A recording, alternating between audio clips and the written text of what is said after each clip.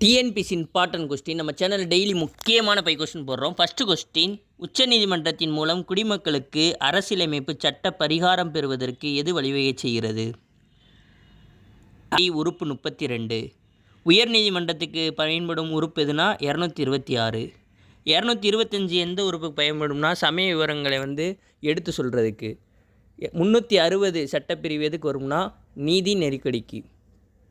Second question, எந்த நிலையில் பொருள் வைக்கப்பட்டால் குளியாடில் நேரான மாயபிம்பம் கிடைக்கும்? ஆப்ஷன் டி, எஃப்க்கும் பிக்கும் இடையில். கண்டிப்பாக எல்லா எக்ஸாம்லேயும் இந்த சயின்ஸில் இந்த இது கண்டிப்பாக ஒரு கேள்வி கேட்டுருவாங்க. இது ரொம்ப ஈஸியாக இருக்கும். கமெண்ட் பண்ணுங்கள், நான் உங்களுக்கு ஈஸியாக ஒரு பிடிஎஃப் மாதிரி நான் அனுப்பிச்சி விட்றேன். Third question, the Nehru development model என்ற நூலின் ஆசிரியர் யார்? Option B, Arvind Panagariya.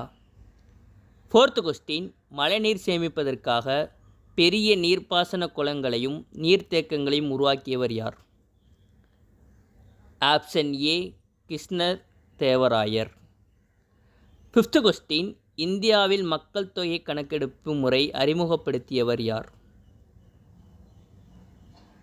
Option D, ribbon பிரபு. முதல் மக்கள் தொகை கணக்கெடுப்பு எந்த ஆண்டு நடைபெற்றுச்சுன்னா 1872. முழுமையான எந்த ஆண்டில் நடைபெற்றுச்சுன்னா 1881. 10 ஆண்டுகளுக்கு ஒரு முறை மக்கள் தொகை கணக்கெடுப்பு நடைபெறும்.